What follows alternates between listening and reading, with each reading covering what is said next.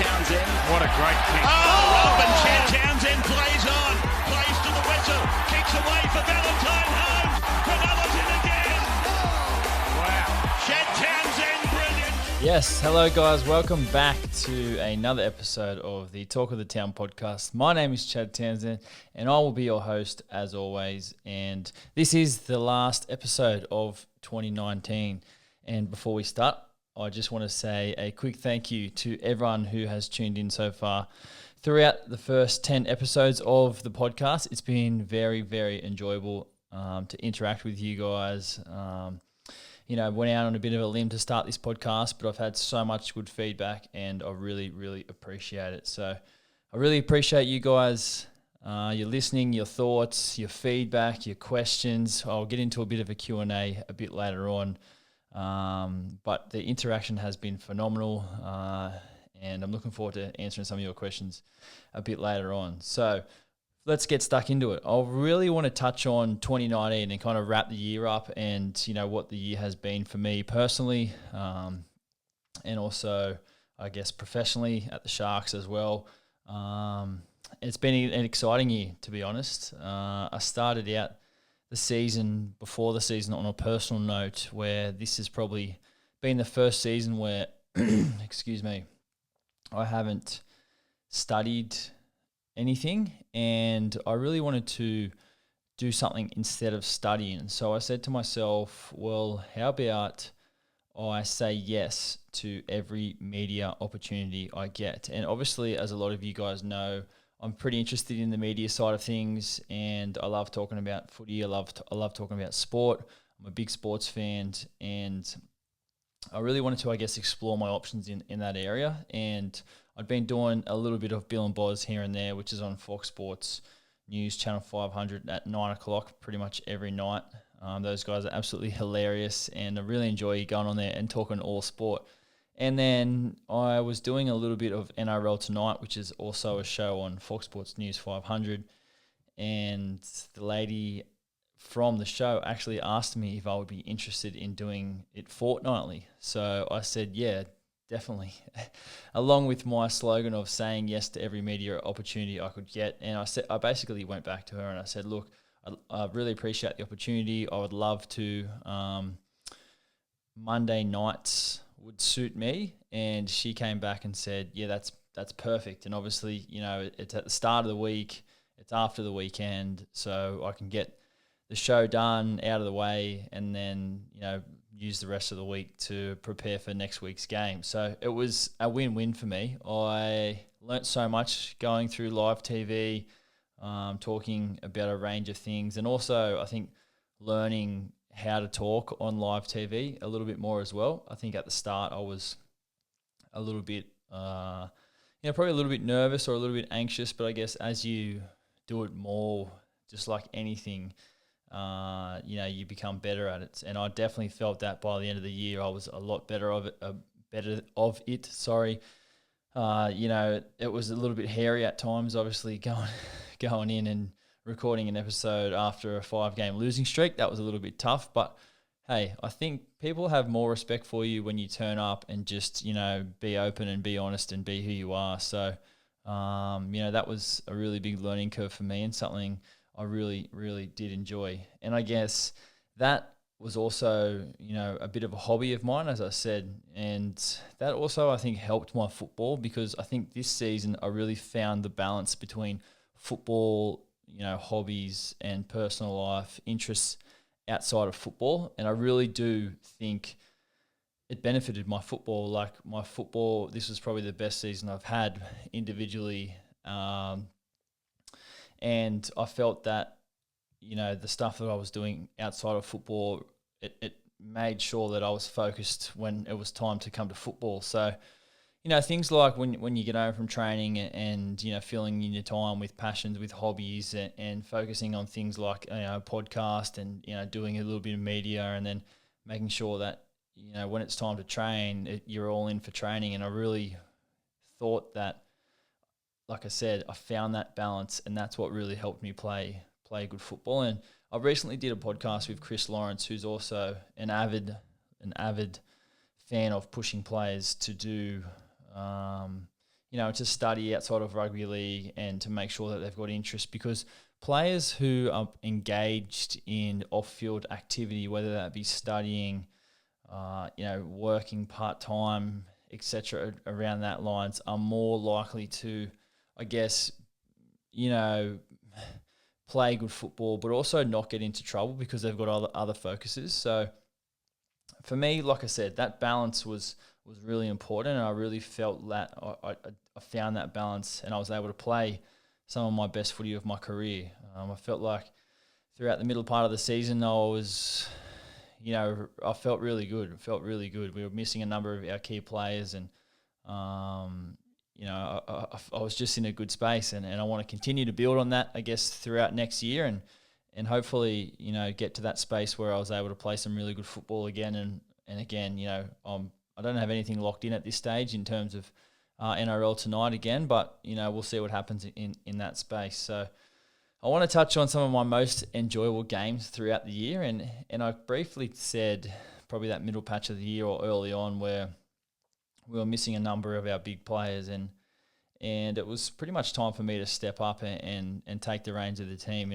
Wade was still injured, Sean was out with a back injury, and Moiser was out, and we were missing, obviously, those three guys are some of our key men, and for me it was time to step up and have a go and to really try to do my best in terms of leadership and help Gal out where I could, and two games that definitely come to mind were probably Melbourne at PointsBet Stadium. I nearly called it Shark Park, but PointsBet Stadium, where Melbourne hadn't lost too many games, and they were coming into our backyard and had been playing red hot football. And one thing you find with Melbourne is they don't beat themselves, and we had a really, really gutsy win, and I just remember we had a lot of young guys playing, and we came out and we played such the Sharks brand football, which is nitty gritty, and grinded the Storm down, and we got a really good win. It was a tight win, and I remember sitting in the sheds after the game and going up to these young boys and just hoping that they fed off that and learnt a lot, because Melbourne Storm are a quality outfit, a quality team, and like I said, they don't beat themselves, and we played some really good football. We made it really hard on Melbourne, and that's, I guess, the key to beating those top teams is grinding them down. And then probably another game that comes to mind as well was the Gold Coast game on Magic Round, and this again was another game where we were down a number of troops. As I said, a few of the boys were out injured, unfortunately, and it was time for me to again step up and play a bit more of a role within the game. And lucky enough, it was the Magic Round, the Thursday night game. So for us, we were up there on the Wednesday, played the Titans at Suncorp Stadium on the Thursday, and then went home on the Friday. So we kind of missed, I guess, the atmosphere or the whole, theme park sort of atmosphere of the weekend, which wasn't a bad thing for us, because we were in, we were out, and we got a good win, and I was able to play a really good game. And Freddie interviewed me after the game on Channel 9 and gave me the man of the match. So I was super stoked, and we got the weekend off. So, that's always cool, especially mid-season, because the weekends are obviously so filled with obviously games, and it's always good to, I guess, have a normal weekend where you can get, Saturday and Sunday off and spend a bit more time with the family. So there were two games that definitely come to mind. I'll touch on the end of the year in a sec, but I also want to touch on, I guess, learning some new skills. And for me, this is, again, another hobby of mine, and it's more about, I guess, a little bit more photography and videography. And these are two things that I've taken a little bit more of a passion probably over the last 12 months, and especially probably videography and YouTube. And if you don't, or you haven't seen my YouTube channel, you can just search Chad Townsend on YouTube, and it'll come up. I've like to post a number of vlogs and videos about what I get up to in my spare time, and also hanging around with my family and things like that. So, if you're into that stuff, make sure you check it out, Chad Townsend on YouTube. And if you do like it, make sure you subscribe. But yeah, I guess learning like new skills and how to, build an audience there. And there's some really, really cool vloggers out there who make such cool cinematic transitions and looks and color grading, and it looks absolutely phenomenal. So I'm still a long way off. I'm still a bit of a rookie in that regard, but, learning that sort of stuff has been, a bit of a challenge, but something I definitely am enjoying. So I had a goal at the end of the year to have 5,000 subscribers on YouTube, and at this stage I've got 6,200 and something. So I smashed that goal out of the park, and that's pretty exciting for me. I want to keep growing that and keep putting a little bit of time in that, because I do enjoy that space. Like I said, finding that balance outside of football between, family, football, work, hobbies, etc. is so important, regardless of whether you're a professional athlete or not. I think everyone can learn something from that space about balance. I will quickly touch on, I guess, the finals and how we finished our season at the Sharks, which was utterly disappointing personally for myself and our team, because I really, really thought that we had a chance to make a run in the finals. And the week one we played Manly at Lotto Land, and we lost our way. We didn't start very well, and Manly is a pretty huge task. We haven't had much success over at Brookie for a long time, and they had a number of players out and a lot of young guys playing who were just super enthusiastic, and they basically out-enthused us, and especially in the middle, they made us pay for a number of errors that we made, and it was ultra disappointing for us, because I didn't see it happening. I was always optimistic and confident within our team that we could make a bit of a run, and that wasn't the case. So, if anything, I guess that's sort of fueled the fire for next year, and how we can build off and play some better football. We I guess, unearthed a number of exciting rookies throughout the season, guys like Britton Okora and Bronson Cherry and Billy Magoo, who I think will play more prominent roles for our side moving forward. Even you chuck in Blake Brayley in there, and there's 4 off the top of my head who made their debuts this year. So, throughout the adversity we faced this year with guys, being injured and missing game time, we were able to unearth some exciting youngsters. And, you just got to look at Britton Okora and Braden Ueli, who played outstanding seasons. I think Britt played every game except one because he was suspended, and Braden, when he came on and got his chance, the guy was unstoppable. And both of those guys went on to play for the Kiwis, and that's a phenomenal effort for them. So we're really, really excited about what those guys can bring. And then also, the emergence, I think, of Jack Williams, who, will probably no doubt be putting his hand up for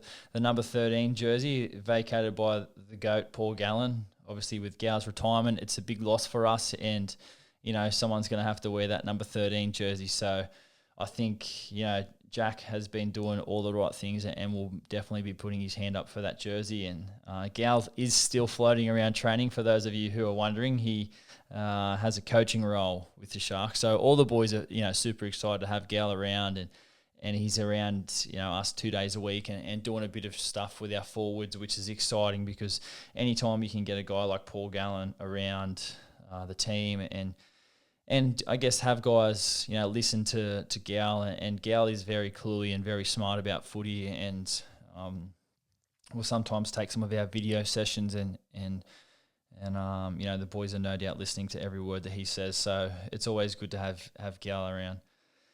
And then after the game, after the loss against Manly, we were pretty shocked, actually. I remember being on the bus on the way back, and we were heading back to the Leagues Club, and everyone was really disappointed, and it was pretty late at night, and I wasn't really in the mood to do anything. I kind of wanted to just go home and relax. And then the next day we'll go on and actually support the Newtown boys who were playing in the finals, and those boys had an absolutely phenomenal postseason where they finished 8th place and won the New South Wales Cup competition from 8th place, and then went on to beat, I think, the Burleigh Bears, it might have been, in the or the state championship, pardon me, and they won both of them. And I'm not sure if you were out there and saw or potentially saw some of the highlights from TV, but young Billy Magoo, it was 2 kicks pretty much in the last minute or the last 10 seconds of both games. An absolutely phenomenal effort by the boys. So that's very exciting for them. And like I said, there's a lot of young kids, in those teams who got their chances throughout 2019 to play a bit more game time, next season.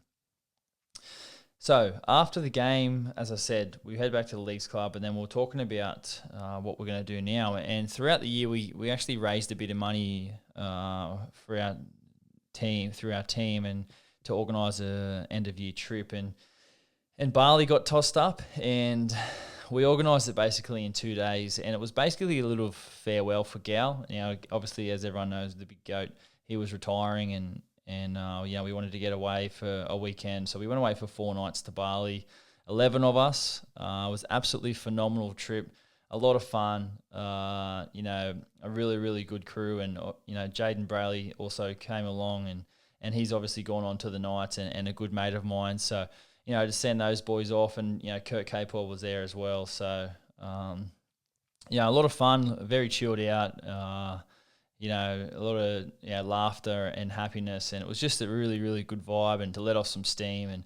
And yes, we went to Bali and there was no trouble. So, a lot of players do get criticised for going to Bali and I guess having a bit of a footy trip and getting into trouble. But, nothing of that kind happened to us, and we had a really good time, and that was awesome. So I quickly want to touch on, I guess, the podcast and my vision for the podcast and the plans for 2020, because there's been a number of questions I get about what my plans are moving forward into the season. And at this stage, I think I'm going to keep it open, because my podcast is something that I really do enjoy doing and really enjoy interacting with my guests, and also, I guess, my current teammates. So, I do plan on moving forward with it in 2020 and still recording episodes. And then throughout the season, my episodes will probably drop off from weekly episodes to probably one here and there. And that's just, I guess, will allow me to make sure that, I'm still getting the most out of the season and focusing on my football, but also, like I said, finding that balance and, will allow me to play my best football, and why not do something that, I really do enjoy. So that's pretty much my plans for 2020. Yes, to you guys, I will be, continuing the podcast, and I've already lined up a few guests for next year that I'm really excited to share with you guys moving forward. At the back end of the off season after Bali, my wife and I, we welcomed our newborn son. Now, he's now 6 weeks old and is doing really well. My wife has been doing an outstanding job. So we have 2 babies now, 18 months apart, and are so blessed. And we actually went to record the birth, or just my reaction to the birth, because we didn't know the sex of the baby, and we were pretty excited to find out, and pretty anxious and guessing, is it going to be a boy, is it going to be a girl? And then, so I had the camera set up in the room, and the camera was just set on me. It wasn't set on Marissa or anyone else, and it was just basically to film my reaction. Anyway, I said to the lovely nurse or the midwife, do you mind pressing record like now? It'll just record, and that way I know it's done. She's like, oh, it's okay. I'll just do it when it's about to be go time. And I was like, oh, okay. And then anyway, she actually didn't press record, so we actually didn't get the footage, which was really, really heartbreaking. But I guess my wife and I, we also kept at the forefront of our minds that we got a beautiful, healthy baby boy, and I was absolutely blown away. I was just pouring out tears. I was over the moon, because I always thought to myself that I would be someone who had girls. For some reason, I just thought that I would have girls, and I know I've spoken about that before in the podcast, but I really did think that would happen to me. And to find out I had a little baby boy, it was so exciting, because I just see myself spending a lot of time with him, hanging out, playing sport, playing footy in the backyard, playing golf, soccer, tennis, whatever he wants to do. I'm just going to be there and be the best dad I can be. So that's exciting for us. We're really, really, really, really happy. So I will touch on, I guess, some goals for 2020, and probably more individual goals, I guess, because at the end of the day, I can only control what I can control, and my goal is definitely to be, I guess, the best player I can be, and why not, I guess, strive to be the best halfback in the competition, And some might say that potentially could sound a little bit arrogant, but it's more about, like I said, if you're not striving to be the best you can be, then what are you actually doing? So, that's where I'm at. That's where my focus is at the moment. Preseason has been, extremely hard and in some smoky conditions that a lot of you Sydney siders would know. We've had a number of fires burning throughout, the summer, which air quality has been, pretty poor and it's been pretty difficult to train in. But, it's been really enjoyable. So I'm looking forward to, really testing myself next year and trying to get the best out of myself. And just because I guess I had an extremely successful 2019, that doesn't mean I'm going to have a successful 2020. You've got to keep in mind that what you've done in the past doesn't always help you in the future. So you've got to continue to work, continue to make sacrifices, continue to perform at a high level. And that's kind of where my focus is, moving forward. So that was kind of, I guess, my little wrap up of 2019, guys. Like I said, I really do appreciate everyone who's been listening to the podcast. And now I'm just going to move into a bit of a Q&A. I recently put on the Talk of the Town podcast Instagram page at Talk of the Town Pod. If you don't follow and you're interested to follow a Q&A for the followers there, and I want to get stuck into that. So I appreciate you guys for sending any questions. I'm going to do the best I can to get through as many as I can. So I'm going to start off with Rye7. Plans to get sponsors, excuse me, on the show in 2020. Yeah, look, a few people have asked me this, and I don't really know too much about sponsorship on podcasts, but at this stage, I haven't been approached by anyone. It's more about just, I guess, putting yourself out there and have a bit of fun. I didn't start the podcast, I guess, to get sponsors and things like that. It was more about just a bit of a hobby of mine. And if, I guess, sponsors or something, happens one day, then, I'll definitely be open to discuss people out there. But, at this stage, it was definitely not my motivation. Next question is from Fraser Glenn, Ray White. Do you see yourself finishing your career at the Sharks, or are you keen to try the UK? Yeah, look, I'm not 100% sure. My contract will take me to 32 years old, and I'm not sure. I guess with those things, you never say never, because rugby league is such, professional sport, such a brutal game, and you just never know what's going to happen. Nothing's guaranteed. So, you never say never. I've got a number of friends who play over in the UK and really enjoy it, and also in Perpignan in France as well. So, like I said, you never say never, so we'll see what happens. The next one is from Reese Bonds, who asks, which team do you dislike playing against the most and why? Yeah, an interesting question, because, I don't think I dislike playing any team, but I guess to change the question, like the hardest team to play, maybe, you'd probably, like I said at the top of the podcast, is probably a team like Melbourne, because Melbourne just don't beat themselves. They're ultra consistent. They're coached really, really well. I've always been a big admirer of Craig Bellamy from afar, someone who I think is, an amazing, consistent coach. It kind of reminds me of Bill Belichick from the New England Patriots in the NFL. The culture those guys have created in terms of high performance is absolutely phenomenal. So I've been really, really, an avid follower of those guys from afar. The next question is from Matt Summers 98. Do you watch rugby league shows like Matty John's, the Matty Johns show? Well, to answer your question, Matt, no, I don't. I don't watch any rugby league shows because to me, it's just not for me. I'm the same person who might say that I've played well will say that I've played really poorly the next week or say something negative. So for me, I don't really read into that stuff. I don't buy newspapers. I don't watch footy shows because for me, it's just about what I can control, and I'm just out there to do my best every single week and not worry about what other people say. Next question is from Eamon Wild. Who's the team to beat next year and why? To answer that, I think the Roosters. I think you look at their squad and the fact that they've, only, I guess, lost Zane Tedovano and Cooper Cronk, obviously a massive loss for their squad, but, you still look at the quality that they've got in their side. Tedesco, Keary, Latrell, if he stays, Joseph Manu, the outside backs have Boyd Cordner, Jake Friend, Warrior Hargreaves, phenomenally consistent players. Obviously, won the last two competitions in a row, so I think the Roosters.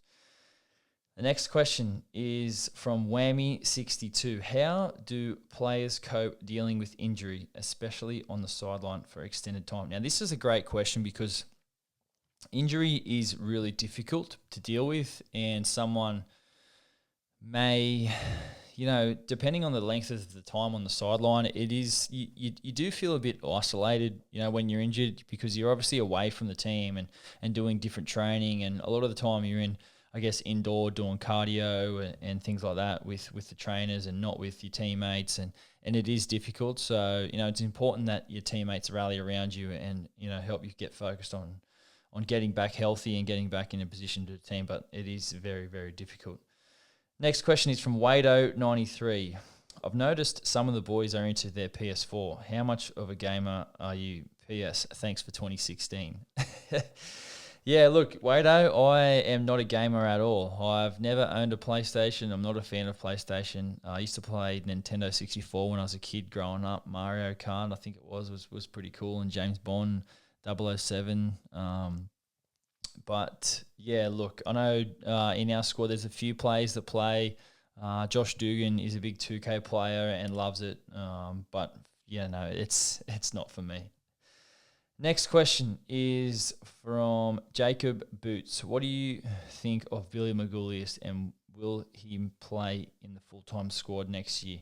Yeah, Jacob, look, like I said before, Billy had an outstanding season this year. He made his NRL debut. He played a phenomenal role, throughout the Newtown Jets postseason. So, I really think, he'll be in our squad, throughout the season and really, really adding value. Such a skillful player, Billy, and I'm looking forward to seeing how he goes. Next question. Harry Lindsay, what's your main goal personally for 2020, and who is the player to watch in 2020? Well, like I said before, my main goal is to be the best halfback in the competition, and as I said, I don't want that to come across as arrogance, but it's like I said, if you're not aiming to be the best, then what are you aiming to be? So the player to watch in 2020, I think, for us is Jesse Ramian. I think, we're super excited to have Jesse back at the Sharks. Obviously, he left and went to Newcastle, and that didn't work out for Jesse, but we're back. He's back with us, and we're super excited. I know he's very comfortable around the Sharks and around our squad. He's looking really, really fit. He's, looking trim. He's smiling. He's enjoying his training. So, I really think Jesse's up for a big year. Next question is from JaFlavor03, and he asks, hey Chad, thoughts on Flano getting back into coaching ranks? What's his biggest strength? Yeah, look, Flano's back coaching, and happy for Flano. Obviously, spent a lot of time with him, and his biggest strengths are definitely his experience. Flano's a premiership winning coach, and a really, really good manager of men, and he's been around a long time. So I've got no doubt he'll add really good value to the Dragons, under Mary McGregor there. So, I wish him all the best. Next question is from Big Dog 43. Nice Instagram name. What's your welcome to the league moment? Yeah, this is a good question. I remember my debut season, actually, I was playing and I was pushing up off the ball, and then I got hit off the ball by Junior Seau, and he was into me, verbally, and just saying, get that into you, and I was like, 19 years old going, oh my gosh, what have I got myself into? And, that kind of opened my eyes a little bit, where I was a little bit scared, and I was like, wow, that, this is crazy. So that was definitely my welcome to the moment league. Next question, Rickles. Who are you tipping to make the Super Bowl, and who will win? Yeah, look, a good question. My tip for the Super Bowl, the game, is the Patriots versus Ravens. Baltimore Ravens have been absolutely killing it this year, and I think Baltimore Ravens will win, and I think Lamar Jackson already has the MVP signed, sealed, and delivered. So, that's going to be, an interesting next few months to see what happens in the NFL postseason. Next question is from Jono2031. What do you think of the new rules for next year? Yeah, look, I think they're really, really interesting. Obviously, the main ones that kind of will affect me are probably the 2040, which is, really, really cool. A big initiative by the NRL. I think, it's adding a risk versus reward dynamic to, the game, and been practicing a little bit at training, but, also it's pretty ballsy. You don't really want to get something like that wrong. So, we'll see about that. Also, I guess the scrums, where you can choose where the scrum's fed, whether that's on the 10 metres in, 20 metres in, or in the middle of the field. So, that's going to be an interesting one. I think obviously the NRL wants to promote, more free-flowing attack. So we'll see how that goes. But that's, those two are definitely ones that, I'm looking forward to seeing how they go. Next one is from Zack Scriber. And how serious will the Sharks be taking the Nines this year? Yeah, look, we'll be taking it very seriously. We've got a trial at the same time in Papua New Guinea, so we'll be splitting our squad between the two. But, our Nines in Perth, we'll be taking it seriously. There's a few questions that are coming up about the jersey, and I'll touch on that in a second. But, we're definitely taking it seriously. We want to go there to win it. Next question is from Jet Wilson, 66. What's your favourite pair of boots Adidas made? And that would definitely be the Predator. I used to wear Adidas Predator when I was a kid, and now I'm lucky enough to wear Adidas Predator now. I like to wear the same style of boots. I just obviously changed colours throughout the season because of the new ranges that are released, but definitely Adidas are my favourite pair of boots because, very comfortable. I like kicking in them, and obviously I've got a little bit of a fat foot, so they're really comfortable and really allow, got plenty to give and don't tear at the seams as well, which some other brands do. So, I really, really enjoy it. Next question is from Bearded Treno, and he asks, if you had to choose between Joey, JT, Lockyer to partner you in the halves, who would it be? That's an easy one for me. And you guys might be surprised at this, but it's Darren Lockyer. I was lucky enough to make my debut against Lockie, and I just think with my style of play, the way I play in terms of, game managing and excuse me again, sorry. I think that Lockyer would definitely, help me out in terms of that. I think our styles of play would be really good and really go together, so it would definitely be Darren Lockyer. Next question is from LXCH Lanhill, sorry. I apologise for pronouncing their name wrong, but top 3 sporting moments of the decade. Wow. Geez, that's a big one. I'm going to have to go number 1, Sharks winning the 2016 Premiership. Number 2, Tiger winning the Masters this year. And number 3, someone help me out here. Number 3, I'm not 100%. Oh, maybe Conor McGregor's knockout against Jose Aldo. And I know a lot of you guys have probably got other sporting moments throughout the decade, but those 3 are probably the first 3 that came to the top of my head. So, there's probably definitely other ones out there as well. Next question is from Jack Dempsey. He asks, how did you feel after winning the 2016 NRL Grand Final? I felt absolutely phenomenal. I was on cloud 9 for a whole week. It was awesome. We pretty much had a week party, and, I was just high on life, really, really happy, really enjoyed my time. And then went to America the next week for 3 weeks and got engaged in New York. So, I was high on life, buddy. I appreciate that question. Next question is from Charlotte Jensen. What are the plans for the Christmas break? Yeah, look, for us, we've obviously got young family at the moment, a 6-week-old boy. So, we'll just be taking it easy. We're not heading away. We're just going to hang around the house and hang around home and maybe do some stuff around the house and just really enjoy each other's time together. We can't wait for Christmas. It's going to be, exciting for the kids. Next question is from the CSSC. Shout out to the CSSC, the Cronulla Sharks Supporters Club. Thank you, all of you guys, for your ongoing support, throughout every game. Will we see you on a bus of dreams in 2020? Yeah, look, unfortunately, I hope not, because hopefully I'm playing and I'm getting ready for the game as you guys are heading down to watch wherever we're playing. But like I said, appreciate you guys, your support. So, hopefully we see you guys out in 2020 supporting the Sharks. Next question is from PJM 1207, and he asks, you're in charge of bringing one player to Cronulla. Who is it? To bluntly answer that question, it would be James Tedesco. he's obviously, to me, he's the best player in the game, and I think that he would, be an absolute hit at the Sharks. So definitely Tedesco.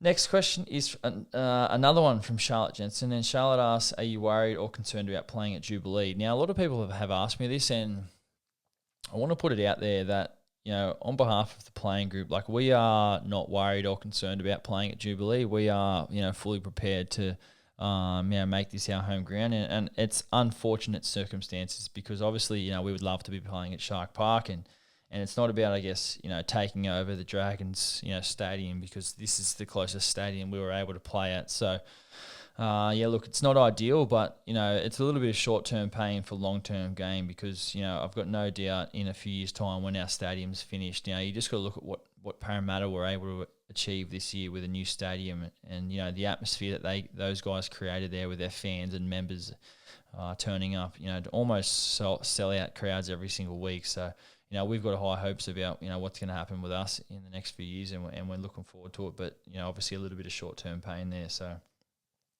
appreciate your question, Charlotte. Next question is from Cobbler95. What college football team do you follow, and who do you think has the best college program? Yeah, look, I'm a Alabama fan. The Crimson Tide, I really like their coach, Nick Saban, and their program's absolutely phenomenal. There are a lot of college NFL teams, or college football teams, that I really do like. I like Ohio State, LSU, all those sides have phenomenal teams. I used to follow Texas A&M back in the day with Johnny Manziel before he got drafted, and Mike Evans. So, a phenomenal industry, that college football. You've seen some of the crowds, are absolutely crazy. Next question is from Sam Capes, and Sam asks, what are your thoughts on the Sharks 9s jersey? Be honest. If I'm absolutely honest, look, it's different, and there's been a lot of negative feedback about it, but it's different, and you kind of want that, I guess, different look. It's out there. It's a little bit probably controversial because it's a shark, and it probably doesn't appeal to a lot of people. But hey, people are talking about it, and I guess when people are talking about it, it's relevant, So we'll see how it looks when we play in Perth, actually. Next question is from Jacob Thompson, and Jacob Thompson asks, what's your all-time favourite Sharks jersey? Yeah, look, Jacob, I think just the standard Sharks jersey, like our home jersey, the traditional hoops, black, white, and blue. You can't get any better than that. I think that really represents our heritage and the Sharks, and you definitely can't get better than that. So that's it for the questions, guys. Before I really, wrap this up, again, I just want to say a massive thanks to you guys for all your support so far since starting up the podcast. Please make sure, if you're listening to the podcast, share this on your story, tag me on Instagram at ChadTownsend10, and also tag the podcast page at Talk of the Town Pod. You can also follow the podcast pages on Instagram and also on Twitter if you're interested. Please make sure you guys continue to send through some questions and your feedback, comments on social media, because I love interacting with you guys. And as I said before, if you're interested in watching some YouTube videos, search Chad Townsend on YouTube. You can go there. You'll find my page. There's a lot of vlogs of videos and things that I get up to in my spare time. And if you like that sort of stuff, make sure you subscribe. So, lastly, have a Merry Christmas. Happy Christmas. I wish nothing but the best for you and your family, health, happiness. Make sure you guys stay safe over the Christmas period. Have a happy holidays, for everyone that's heading away, stay safe. Have a great time. Hope Santa's good to you guys. And lastly, but not least, thanks for watching, and hopefully we'll see you guys again in 2020. It's been such an unreal journey, and I cannot wait for what's ahead on the podcast. Make sure you subscribe as well. We'll see you next time, guys. Bye.